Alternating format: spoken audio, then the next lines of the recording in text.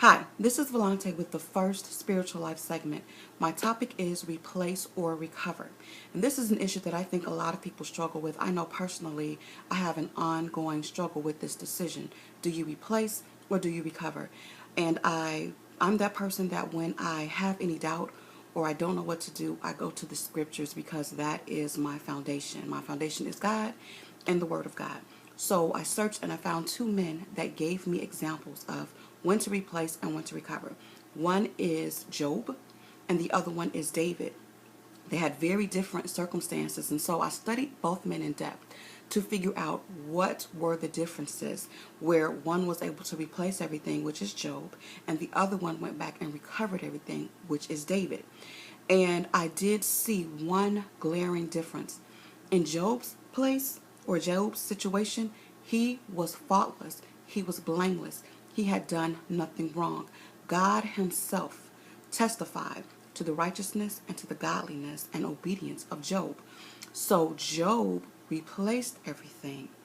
In David's case, David had done a lot of things. He had done a lot of running. He was anointed by God to be king, and he was a man after God's own heart, but he was in a situation where he was not fully doing what he was supposed to do, and he got to a point where he needed to recover everything that God had initially promised to him.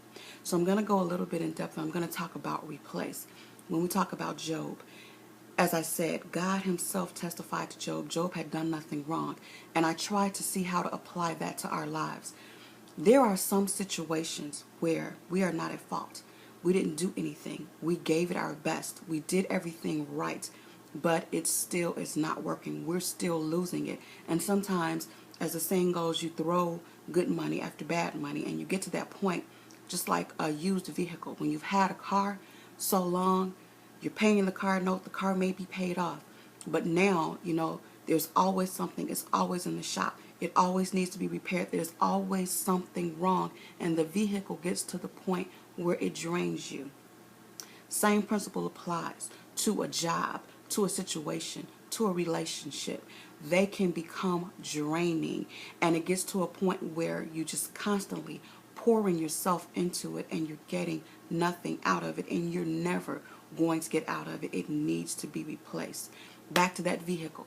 You take that old vehicle to the dealer. If it's a 2000 car, when you take that to the vehicle, I want to point out the difference right here between replace and exchange. When you exchange something, you get something back with the same value as what you had before. That's not what you want to do. You want a replacement. You're not going to take that old vehicle back and get another junker that's going to give you the same issues, the same problems, and continue to drain you. You're going to upgrade with a replacement. And that car is actually, it can become a down payment on what you really want. And that's the way I've learned to look at some situations. Like I said, some jobs and some relationships, they're merely down payments. It's not what I wanted anyway. God had something better for me.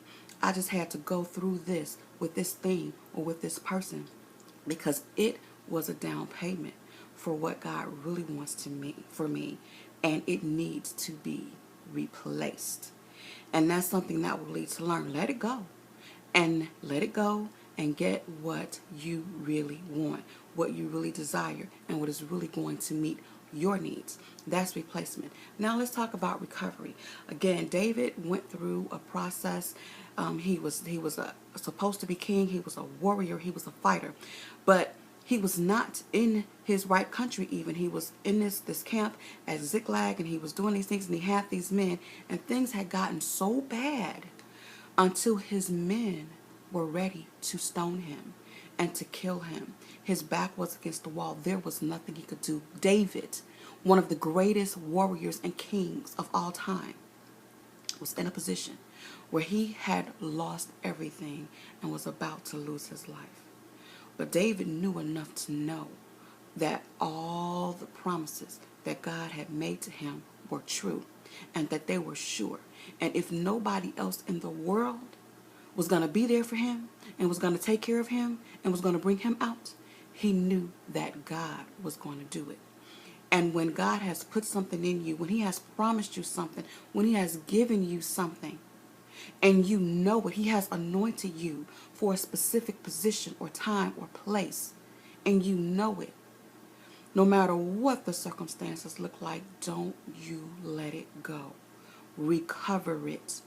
Go get it. It is there. It is waiting for you. It's yours. God is just waiting for you to stop trying to go around him.